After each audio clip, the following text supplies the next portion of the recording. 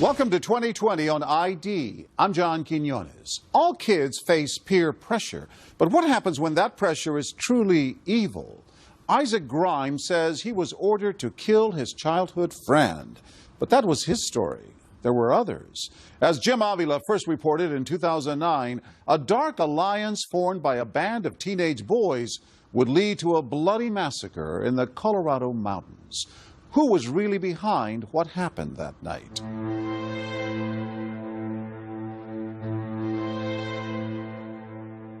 This was a very violent crime scene. There had been a whole lot of terror happen in that home. High in the Rockies, where millions vacation but only a handful brave the raw brutality of life above 10,000 feet, is the small Continental Divide outpost of Guffey, Colorado, home to a mystery as deep as the winter snow and a crime as vicious as a mountain blizzard. It's rare to get a call there of any kind, let alone something like this. Back in January of 2001, Leonard Post was an investigator for the district attorney in the area around Colorado Springs. On this New Year's morning, he's surprised to be driving up into the mountains on a homicide call. Guffey's a small community. It's very rural. Ranching community, good folks. When he gets to this isolated house in what's called the Bear Trap subdivision, Post finds that some of those good folks have just been slaughtered.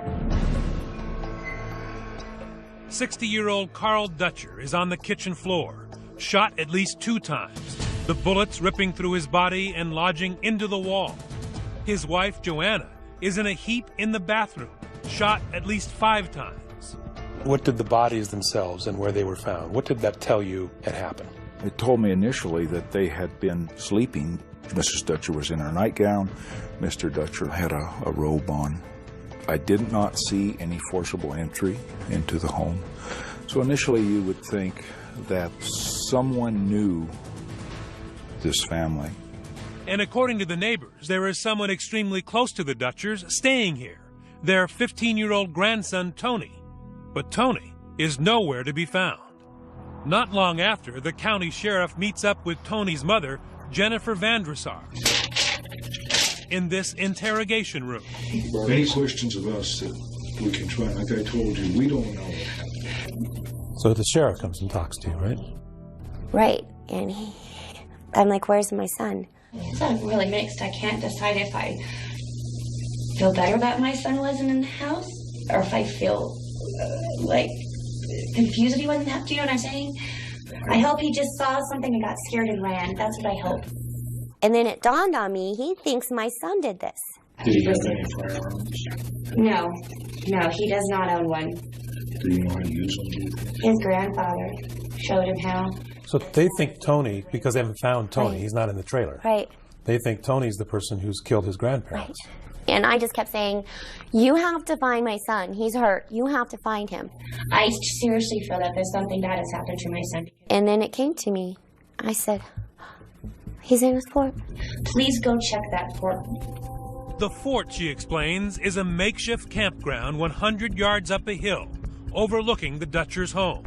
When investigators get there, they confirm Jennifer's worst fears. They find her son Tony is a victim, not a killer. Leonard, you need help? Yeah. The boy is dead in his sleeping bag, his throat slashed to the spine. And I thought I saw a knife over there someplace. So it was a very bloody, messy scene. Yes, it is. How old is this kid? Supposed to be about 14. Was there evidence of a fight? No evidence whatsoever. Such an utter lack of a struggle, there is even a board game undisturbed next to the dead body. And the Scrabble game, of course, is a game for 2 people. Yes, What did that tell you? exactly that. Who else was here with Tony? When Tony's mom, Jennifer, hears the news, she is so upset, she says she had to be taken to the hospital and sedated.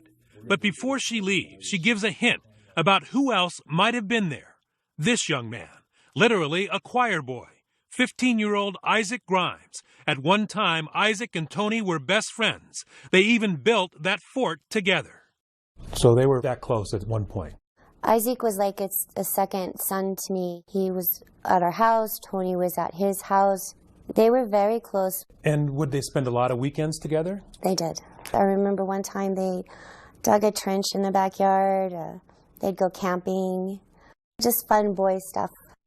As teenagers do, the boys had drifted apart. But now Jennifer tells the sheriff, according to Tony, the friendship is seemingly rekindled. He had told me that Isaac was coming up to go camping with him, and I was really happy about that because I'd missed seeing Isaac, and I was glad that they were friends again. So you thought it was a good thing? I did, and Tony sounded so happy. Did it sound unusual to you or even to Tony that after this split, that there was going to be this New Year's Eve campout? No, it didn't seem unusual to us. You know, teenagers, they fight, and then they get back together, and then they fight, and they get back together. Could Isaac know what happened? Or even more unfathomable, could this 15-year-old possibly even be involved in the killing? When Leonard Post gets Isaac into this interrogation room with his mother just a few feet away, the boy's answers to those questions are stranger than he could ever imagine. He lowered his head and he said that he was under a huge amount of pressure. You know this is hard, though. I know it's hard. Because I Keep on. More pressure than you could. I can imagine. Yeah. Okay. And had I ever heard of a place called Guyana? You know about a country called Guyana? Yeah, Guyana.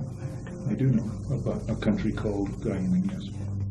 What could an obscure South American postage stamp of a country have to do with a murder in the Colorado mountains some 3,500 miles away? And why is Isaac so afraid? I felt like there was no way out. They said that they would kill me. They said that they would kill my family. Stay with us.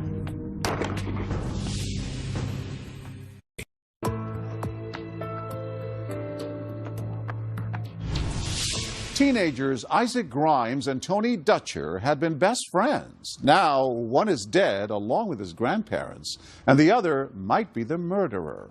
As investigators try to get to the bottom of the case, they're left wondering what went wrong between the two boys. Once again, here's Jim Avila. The boys come from good families. That's the part of this that really bothered me. This could happen to anybody. I did a horrible thing, but I cannot take that back. So how did Isaac Grimes, this apparently normal, innocent-looking 15-year-old, get involved in something so horrible? He was just a quiet teenager at Palmer High School, Colorado Springs, Colorado. It's like any other campus, full of teenagers trying to find their identities. Fitting in, though, didn't come so easy for Isaac. I wasn't a people person. So you want Mr. Popularity at school? No. This is the first time Isaac Grimes has ever spoken about what happened back then, back when everything was still normal. Your parents describe you as a sweet boy. Sweet, maybe, but strong-willed all the same. Did Isaac have a group? Was he in the jocks or the... No. Anything like that? He didn't fit in with any of those groups, and his grades weren't good enough to fit in with the regular smart kids. So he was by himself? Well, except for Tony. Long before they would be linked in a sensational murder case, Tony Dutcher had been Isaac's best friend. But as they enter high school, they've drifted apart, and Isaac is lonely. But his parents, Donna and Rob, start to see him with a new friend. Genocide, known as ethnic cleansing, has been practiced in the world by many cultures. His name is Simon Sue, seen here giving a speech in class. His strong personality draws Isaac like a moth to a flame, a charismatic senior paying attention to a nerdy freshman who's looking to be part of something. And one time I had said, you know, Simon's a senior, why is he hanging out with you? And he said, because I'm smart. Isaac and Simon began a schoolyard friendship that would last up until the murders, broken apart by two very different stories about what happened New Year's Eve deep in the Rockies. Isaac Grimes' version would send chills up the spines of hardened detectives. What would you have done for him? Murder. So pretty much anything? Yes. It begins innocently enough. According to Isaac, video games and chess matches. Before long, though, fun and games are over. Simon introduces Isaac to two of his other friends, John Matheny and Glenn Urban. And according to Isaac, the four teens become more than high school buddies. They are lured into a boys' club bent on isolation and terror. At first, it was a very lot of compliments. Like, you're one of us, you're cool, you're part of the group. You're one of the band of brothers. Right. According to Isaac, he learns this band of brothers actually has a name, OARA, Operations and Reconnaissance Agents. On paper and in Isaac's mind, they are more than just 4 members, too, all organized in a paramilitary structure with Simon in command. I started out as a lieutenant and then became a major and then a lieutenant colonel. Why did you want to be part of this group? To have friends, to be part of something bigger, something good. And what was the big organization's mission? He was a little fuzzy on that one. He sold the big organization as his parent company, basically, and then he had a small part of it, and that was what I was getting into. He didn't know that he was getting involved in a cult, of course. I mean, he thought that he was affiliating with boys and doing something important. Dr. Kathleen Mann is a national expert on cults, a label she has no problem attaching to Simon Sue's OARA. This is the way that all these groups work, is that they get you emotionally invested, and then they start to disclose their inner purposes, and by the time you figure out what's going on, you're involved. In this case, involved in something increasingly militaristic. According to Isaac, Simon trains them for violence, shooting practice at a range like this, showing them how to clean and dismantle firearms. Then Isaac says he learns Simon, whose family is from the small South American country of Guyana, is actually getting them ready to help put down a threatened, possibly just imagined, coup attempt in a place few Americans can find on a map. News of what happened shocked this nation and the world. In fact, Guyana is best known for a cult tragedy of its own. A congressman on a fact-finding trip to the South American nation of Guyana was ambushed, shot, and possibly killed. The murder of American Congressman Leo Ryan and the subsequent murder-suicide of People's Temple leader Jim Jones and 918 of his congregation who followed him from California to the jungle outside Jonestown, Guyana. It remains the largest mass suicide ever. Guyana was supposedly the headquarters of the group. The group was based there. And what, if anything, were you guys supposed to do or be ready to do? To be called up into service. Simon said he might send us down there to fight. 15-year-olds? Yes. And did you believe that? I believed that he would, if the necessity came up. Why doesn't somebody just walk away? How can you? You can't walk away. You open the door and you walk away. You cannot. It is, you don't understand the power of the situation, the power of indoctrination. Isaac's parents say Simon preyed upon their son, stalked him, and turned innocence into evil. So he was emotionally vulnerable at that point. Oh, yeah. Now that you look back on it, do you think that was attractive to Simon? Oh, yeah. It's a shark in the water thing. You smell blood, and I think Simon smelled blood. And that is Isaac's story. Simon brainwashed him to believe and do whatever he was told, including, as Isaac told us, kill. Not in the jungles of Guyana, but much closer to home, at that campground in the Colorado mountains, as he admits to investigator Leonard Post in the Colorado Springs police station interrogation room, with his mother right there. You did cut Tony's throat? Okay. Where's the knife? I don't know. You don't know? When he said, I killed Tony, what did you see in the eyes of this 15-year-old boy? I was very afraid, very sad, very depressed, but scared. So you saw remorse? Huge amount of remorse, yes. It was a moment that you won't forget. But there's just one problem. I sleep perfectly at night. I have a clear conscience. I don't have blood on my hands. Simon Sue says it's all a lie. When we return, who's telling the truth? Was Simon Sue the mastermind Isaac claims? I had been trained into obedience, like a dog at heel. Does he believe he's brainwashed? Who's not to say he brainwashes himself? And what does this third person know about it? It went from being a burglary to being a triple homicide. Stay with us.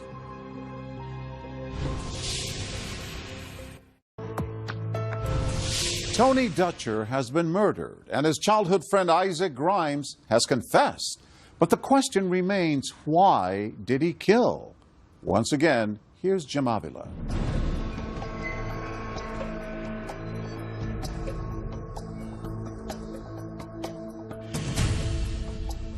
I wouldn't have gone along with it if I had known the consequences or what was going on, but I went along with it. Isaac Grimes says he went along with whatever Simon Sue told him to do back when he was only 15 years old and a newcomer to Simon's group at Palmer High School, the OARA. I never knew Isaac before Simon introduced me to Isaac. Jonathan Matheny was a fellow soldier of the OARA, targeted and recruited. Another lost boy attracted to Simon Sue's band of brothers. A young man who now says they were all on the wrong path. What this says what now? Lost soul. And it sort of describes the way you're feeling? It's kind of been my whole life. It's just kind of a lost soul going the wrong direction. You know? Kind of a lost kid, lost soul. Pretty much says it all in those two words. They started losing their way when Simon supposedly asked his 2 lieutenants to go beyond the military-style exercises at the shooting range and commit a crime, home invasion. Jonathan and I broke into a target's house. It was a specific friend that Simon had from school. We burglarized that house twice and recovered weapons from there. And what'd you do with the weapons? Gave them to Simon. Isaac says Simon Sue is storing lots of weapons and telling him and the others in the OARA that it's all part of the plan to eventually help in a struggle in his family's home country of Guyana. And at no point did you think this guy's just a nutcase and making stuff up? No. Why? I'm not sure. I think I should have. Were you scared doing this? Yes. I didn't want to get caught, and I was scared of the consequences of not succeeding. Isaac says that in this mountain paradise, those consequences were made painfully clear. Like a much more serious version of that child's game Simon Says, failure to follow orders resulted in immediate torture. Elaborate pranks, he says, that turned him into a 15-year-old automaton, repeated punches to the stomach, and being forced to eat and drink until he could hold it down no more.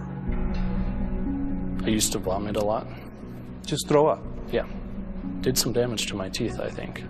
Pieces of the teeth began falling off. Then there was always the hanging threat of execution, or execution of my family also. Did you believe him that he could do that? Yes. He had me make keys of the house for him. Your house? Yes. He had me bring pictures of my family for him so that they would know who to kill. I remember being very afraid that he was always watching me. I used to go to the bathroom with the lights off because I thought someone might be watching me. Your dad says at the end you didn't want to turn the lights on at all in your room. Correct. It was dark. I asked him to put a bar in my window so it couldn't be opened. Isaac's parents saw their child change before their eyes, deeply paranoid and obviously in need of help. So as parents, you were involved and you weren't ignoring what you were seeing. No. You were seeing some danger signs. Yeah, and talking and yeah. And I thought he was on drugs. So did you confront him? Yes, I did. And we argued about it. We did everything we knew how to do. And we called in every resource that we knew how to call in. We had him visit with our pastor. We visited with the psychologist. And we visited numerous times with his school counselor. Mm-hmm. Through all that, though, he is opaque. He will not reveal that he's being terrorized. No. Simon told him that anyone he told would be dead. So I think it was just very much, very intentionally making sure that there was nothing that we could know.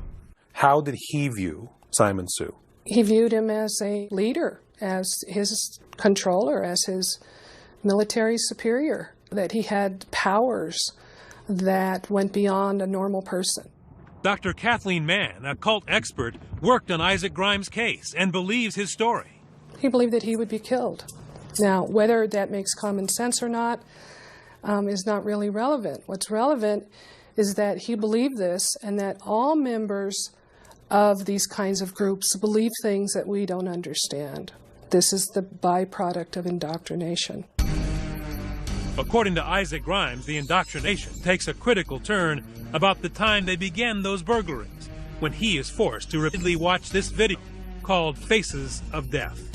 He said that I needed to toughen up, so he brought Faces of Death videos, which are basically just gory videos. Where people are killed and... Yes, and had me watch those. And what effect did it have on you? I think that it desensitized me to violence. By now, Isaac Grimes is poised for the real violence.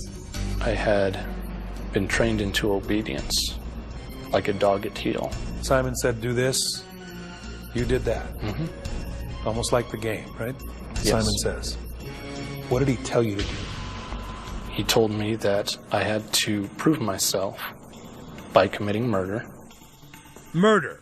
The intended victims? That unsuspecting family in the remote mountain outpost, the Dutchers. Isaac's former best friend Tony and his grandparents Carl and Joanna. OARA was on the move. Put in action, Isaac says, by Simon, who conveniently leaves on a family vacation to Canada, leaving Jonathan and Isaac to carry out the horrendous plot. So you took it as an order? Yes. Why didn't you just go to your parents and say, this is what's happening? I've gotten caught in this terrible bind. I felt like there was no way out. They said that they would kill me. They said that they would kill my family. If you did not commit murder? Correct. The night arrives. It's New Year's Eve. Jonathan drives Isaac up into the mountains. Tony is expecting a sleepover and some games in the fort, so it's no surprise when Jonathan drops him off and leaves. They were glad to see you? Yes. They had no suspicion that you were there to harm anybody? No. After dinner, the boys climb the hill to the fort, the campground they once helped build together. And now you will hear in Isaac's own words an account he has never spoken in public before, but revealed in this interview at the state prison where he is being treated for mental illness. What happens up at the top of the hill? Up at the top of the hill, we talked for a while. We played some Scrabble. And then I murdered him. He was wrapped up in his sleeping bag, and I pointed out what I said was a light in the distance that I wanted him to look at, and I kept saying, well, no, you're not seeing it, so I got behind him, and I murdered him from there. A cold, simple narrative that has haunted Isaac Grimes from the moment he wiped his friend's blood from the knife. The first thing I did was I looked up at the sky and I said, oh God, I did it.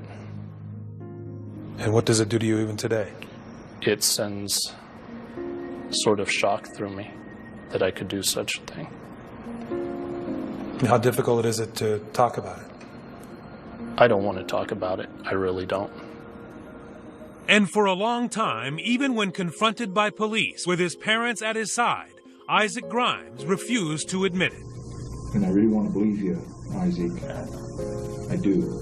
But I've got to look at what we have found here. And some of it isn't fitting. When we come back, police tear apart Isaac's story and the teens turn on each other. I have nothing to lose. Unknown probably the ones going to send him to jail. Who's going to think that your best friend is going to, cost you the rest of your life? Who is telling the truth? Stay with us.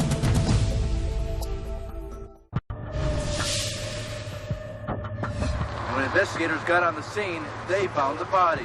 As news reports of the Dutcher killings hit newspapers and television, they are sensational. Crime itself is hideous. I can't believe anything like this has happened. But few facts are leaked by investigators. Isaac Grimes is at the center of the case because Tony Dutcher's mother, Jennifer, told him she believed Isaac had plans to be up in the mountains with her son on New Year's Eve. All he said was that Isaac was going to come up there to pull out my sleeping bag, to find his sleeping bag. But early on in this police interview room, Isaac denies being anywhere near Tony Dutcher on the night of the murder, claims he hadn't seen him since school let out for Christmas. But as in many murder cases, there is often one big break, a little mistake that shows the murderer didn't think of everything. In this triple homicide, the mistake was about a watch, a gift from Tony's mother on Christmas Day. When we interviewed Isaac, he mentioned that Tony had a watch.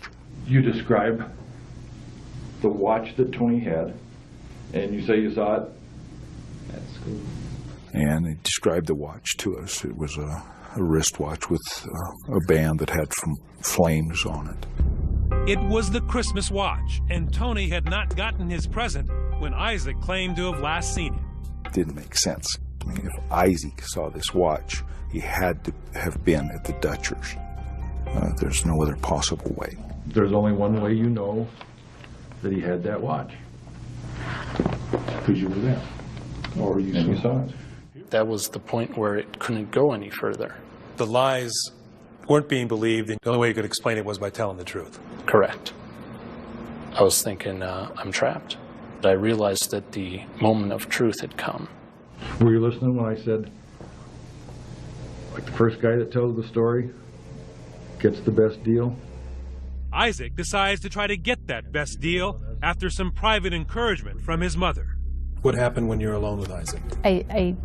I said, I know that you know something, and you just need to tell them what you know. So you thought he knew who did it? Yeah.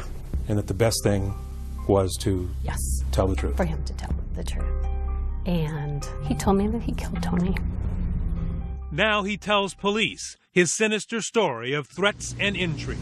Now what I'm about to say,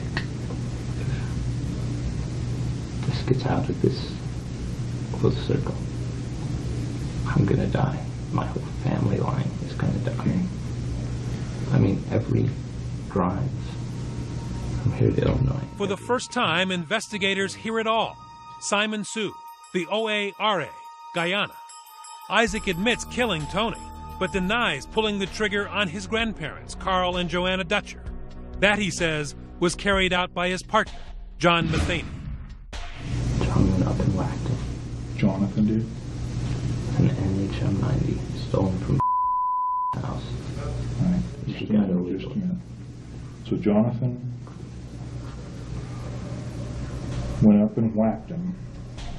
Jonathan Matheny, you'll remember, was another member of the OARA, the one who had done burglaries with Isaac, the one who admits driving Isaac to the Dutchers that night. Isaac tells investigators after the murders, he and Jonathan gather up some weapons, load them in the car, and leave. But on the way down the mountains, Jonathan calls Simon in Canada to let him know the mission was accomplished. Do you remember what he said to him? Something like he did it or something like that, referring to me. Do you remember if he used the word killed or murdered or like that? I don't think that they mentioned it directly, no. Just more of that it was done? Yeah. But Matheny has a very different story. He claims he was never inside that house, and even though he would later admit to being the driver, when first interrogated by police, he denied ever being at the crime scene and tells his mom he's being framed. It's Duffy, Mom. I don't even know where Duffy is. Should we get a good attorney, Mom? Because I can't do it. I don't want to pull some piss here or something, Mom. I don't want to rot in jail for my life or something I didn't do. Sorry. Why would I say something like that? Go hard if you have to. Just make sure you get a good attorney. There was no motive other than we wanted the guns. It went from being a burglary to being a triple homicide like it is, with no point to it. I dropped them off and I picked them up. You didn't go inside the house? I've never been inside that house. There was no evidence. There's no DNA. There's nothing to say that I was there. You didn't kill the Dutchers? Of course. Who killed them then? I can't say I wasn't there. What do we have today that tells us that Isaac is telling the truth and Matheny is lying? You have Simon Sue. At the time of the murders, Simon Sue was conveniently on vacation with his parents. But when police get him inside their interrogation room, the chess master is in check and, threatened with a harsh sentence, gives up not just Isaac, but his buddy, Jonathan Matheny. I have nothing to lose. I'm probably the ones who are going to send him to jail. I don't. Right. Hey, but that's it. And this is it. I'll testify it. That's it. It was betrayal from the top. Simon tells investigators that in that phone call right after the murders, Jonathan implicates not just Isaac, but himself. From your understanding, who killed who? Okay. Isaac killed Tony and John killed the other chick. Who's gonna think that your best friend is gonna, cost you the rest of your life? When we come back, was Simon Sue really controlling his classmates? What Charlie Manson did, that's a cult. What Jim Jones did, that's a cult. Heaven's Gate, that's a cult. What I did doesn't come to that level. Stay with us.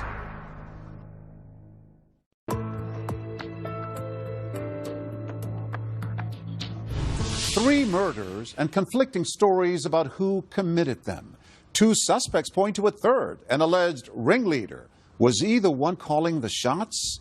Here with the conclusion of our story, Jim Avila. His name is Simon Sue, an average student with what has been described as a brilliant mind, charismatic and controlling, descriptions he now finds insulting. I object to that notion that I'm too smart. You're a smart guy, Mr. Sue. That, if you look at my school records, I did poorly in school. My IQ I'm not a genius by any sort. In fact, I have an average IQ. And his paramilitary organization, built to help his political friends in his family homeland of Guyana? Simon Sue, in his first TV interview since the murders, says that is Fantasyland too. There are those who have now compared your organization and you to a budding Jim Jones. Okay. You've heard that, right? Yes, I've heard that stated before, yes. Did you have a cult? No. The definition of a cult, and Okay. you may know it, is a group of people who are led by a charismatic leader. Okay. Who takes their money. Okay. And leads them blindly. Okay. All things that people have said about you. The whole thing about a cult. Now, what Charlie Manson did, that's a cult. What Jim Jones did, that's a cult. Heaven's Gate, that's a cult. What I did doesn't come to that level. Were you a charismatic leader? Again, charisma is in the eye of the beholder, let's say. What was OARA in your mind? It was a kids group. It was just a club, a high school thing, Harmless? Harmless, yes. Very much so. Except that it did participate in burglaries to get guns. That doesn't sound too harmless to most people. No, there were burglaries. It wasn't for the aim of getting guns. Teenage boys. You come across a gun. Those were the only thing we found of value. Well, at the time. You stole guns. You're right. Simon Sue's boys' club was in fact highly organized, as he later admitted when confronted with documents from the OARA. This purports to be the OARA command structure. Yeah. Where were you on this command structure?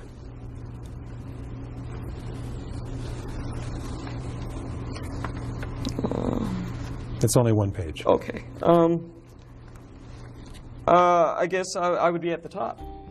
Simon Sue claims that Isaac Grimes is making up a story, and he denies being a commander of some kind of paramilitary outfit.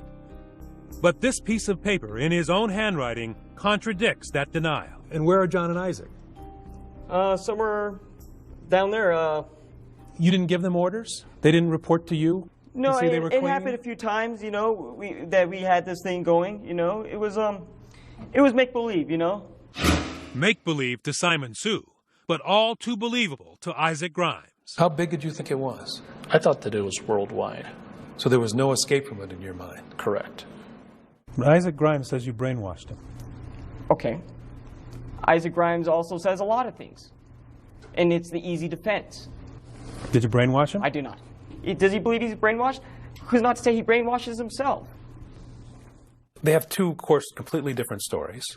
Was that a cult or a boys' club? In my opinion, it was a cult-like group. National cult expert Dr. Kathleen Mann worked with Isaac Grimes' defense team. I'm telling you, though, that it is my opinion that Isaac Grimes was indoctrinated to do something that was against his own self-interest, and he did not indoctrinate himself. Did you tell Isaac that there were 105 people and that this was a big organization? Isaac, I don't know if Isaac believed that there was 105 or 2 million. Anything that Mr. Grimes has said about the OARA, I've never led him to believe any of those things. The prosecution needs Isaac Grimes to be credible because that is the only evidence they have against me. Simon says that you're not credible.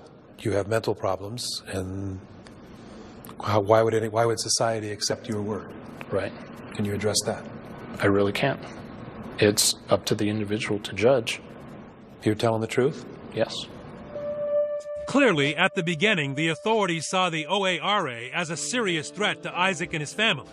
Look at the security at this hearing for Isaac and John Matheny. Armed guards patrolling the outside.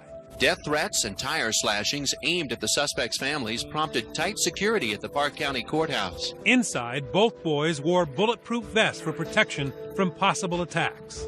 Grimes and Matheny were arraigned on charges ranging from first-degree murder to burglary. But even though police no longer believe Simon Sue is a threat and his organization out of business, Isaac's parents still live in fear, worried that the OARA is much more real than Simon wants people to believe today. You don't look at people the same anymore. They know where to get us and where we are. Capable of violent retribution even now. When I start a car, I open the door and I have one foot in the car and I turn my head and turn the key. We have dogs, 3 dogs now, that will protect us, I hope. You're still afraid that somebody from that organization might kill you. It's that real to you? Yes. So you don't think it was just 4 boys? No. Not at all. In the end, none of the boys wants a trial in the Dutcher killings. Though only Isaac confesses to murder, all 3 of them plead guilty to conspiracy to murder and covering up the crime. Yes, even Simon said to the judge, "I did it." You understand what it means to plead guilty. You understand what you're being accused of, which was planning the murders. Right. And yet you pled guilty, but today you're telling me you didn't do that. I wouldn't have had a fair trial. They all end up with harsh sentences. Isaac, 60 years. Jonathan, 66 years. And the supposed mastermind, Simon Sue, 53 years behind bars. That I still have a son in prison. And I'm responsible. Nadia Sue claims her son only pled because she begged him to take the offer. She was terrified in the aftermath of 9/11 that someone who looked like a foreigner could not get a fair trial. So you felt you had no choice? I had no choice. Our son is going to prison for life, or we have 53 years to choose from. Since then, she's written to Isaac in an effort to vindicate her son. And Isaac has written back to her and the DA, sometimes claiming he acted alone. But this is what Isaac wrote. During my testimony under oath, I knowingly and willingly lied. So he says in that letter that he actually did kill the Dutchers, not just Tony. Right. But the letters are filled with outrageous rants, and Isaac's parents say they only show the full effect of his illness, his mental deterioration, after suffering so long with the guilt of killing his once best friend. Oh my God. My heart is broken. The heartbreak on display the night Isaac Grimes first told his mother and then police how he murdered his best friend on orders of Simon Sue is now mixed with regret, even guilt. It was Donna Grimes who encouraged her son to fully confess before getting a guarantee of a lighter sentence. You know, if I had been smart, I would have said we need an attorney. But it didn't enter into my mind that he would need an attorney. I miss him. I really miss him. Perhaps the most tragic ending of all, Jennifer Vandresar, the mother of Tony Dutcher. Do you miss him every day? Every day. Her misery leads to drinking and pills, 2 suicide attempts, and then horribly, another life lost. One awful night, under the influence, she drives the wrong way down the interstate and kills a 27-year-old father. I don't remember doing it. You don't remember driving down the wrong side of the road? I don't remember anything. She would serve 5 years in prison, alone with her grief, contemplating, she says, new ways to join her son in heaven. It's very hard to stay on this planet for me because in my mind, in 5 minutes, I can be with my son. And my son was everything to me. Jennifer now writes letters to Isaac, her son's killer. After years had gone by and I had learned more and more information about the circumstances, I had to forgive. I will never be done grieving, and I had to learn to live with this. I had to learn to get up, and it's hard to get up in the morning and go every day. Through her pain, compassion for a boy who at 15 was convinced that he had to kill in order to protect his own family and save himself. A boy who found that Simon Says is no childhood game. I think in Isaac's little teenage adolescent mind, he did what he thought he had to do.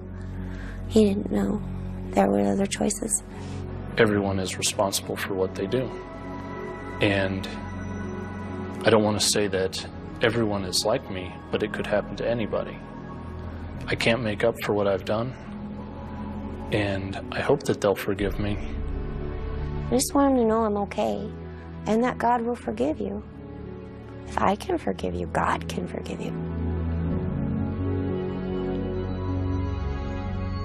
As of 2014, Isaac Grimes has been transferred to another prison facility. He is appealing his sentence. John Matheny and Simon Sue have also appealed their sentences, but have been unsuccessful.